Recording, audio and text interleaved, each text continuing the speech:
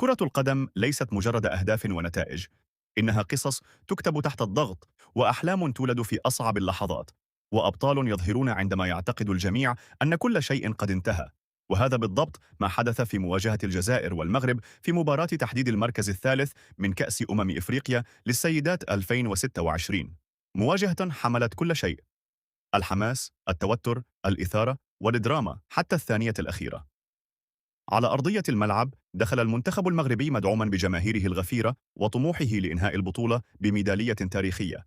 ومنذ الدقائق الأولى فرضت لبؤات الأطلس سيطرتهن على مجريات اللقاء: استحواذ أكبر، ضغط متواصل، وفرص هجومية متكررة. أما المنتخب الجزائري فوجد نفسه تحت ضغط كبير أمام الحماس المغربي والرغبة الواضحة في حسم المباراة مبكرا. ومع مرور الوقت بدأت الأفضلية المغربية تترجم نفسها على أرض الواقع.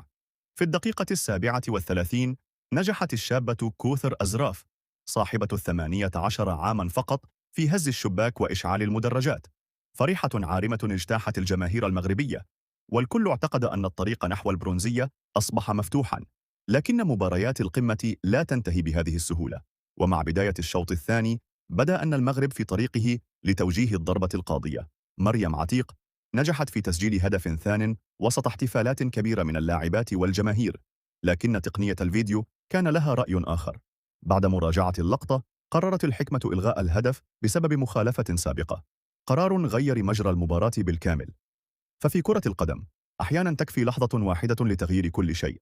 المنتخب الجزائري استعاد ثقته، اللاعبات بدأن في التقدم أكثر نحو الهجوم، والإيمان بالعودة أصبح واضحا في كل كرة. الدقائق مرت بسرعة، المغرب حاول الحفاظ على تقدمه، والجزائر واصلت البحث عن هدف يعيدها إلى اللقاء. ثم جاءت اللحظة التي انتظرتها الجماهير الجزائرية. في الدقيقة 83 نجحت لينا بوساحة في تسجيل هدف التعادل. انفجار من الفرح داخل المعسكر الجزائري، وصمت كبير في المدرجات المغربية. النتيجة أصبحت 1-1، والمباراة اشتعلت من جديد. لكن الإثارة لم تتوقف عند هذا الحد.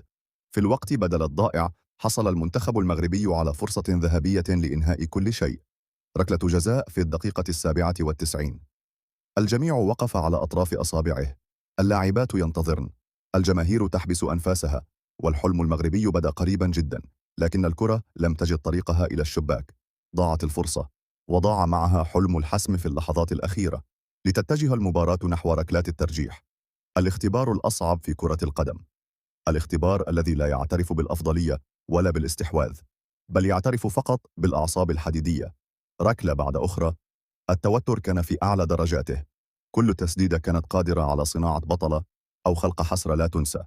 المنتخب الجزائري أظهر شخصية قوية وثباتا كبيرا تحت الضغط. الحارسة تألقت، واللاعبات تعاملن مع المسؤولية بهدوء مذهل. وفي النهاية حسمت الجزائر المواجهة بنتيجة 3 أهداف مقابل هدفين في ركلات الترجيح. الفرحة كانت لا توصف. اللاعبات سقطن على أرضية الملعب من شدة التأثر. البعض بكى، والبعض احتفل بجنون. لكن الجميع كان يدرك أن ما تحقق ليس مجرد فوز عادي، إنه إنجاز تاريخي. هذه الميدالية البرونزية تمثل واحدة من أهم المحطات في تاريخ كرة القدم النسائية الجزائرية.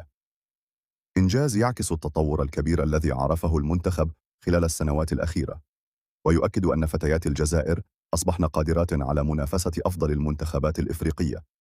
أما المغرب فرغم الخيبة فقد قدم بطولة قوية، وأظهر مرة أخرى حجم التطور الذي تعيشه كرة القدم النسائية المغربية. لكن في هذه الليلة كانت الكلمة الأخيرة للجزائر. المنتخب الذي رفض الاستسلام وعاد من بعيد، وخطف البرونزية في واحدة من أكثر مباريات البطولة إثارة، ليكتب فصلا جديدا في تاريخ الكرة الجزائرية، فصلا سيبقى في ذاكرة الجماهير لسنوات طويلة.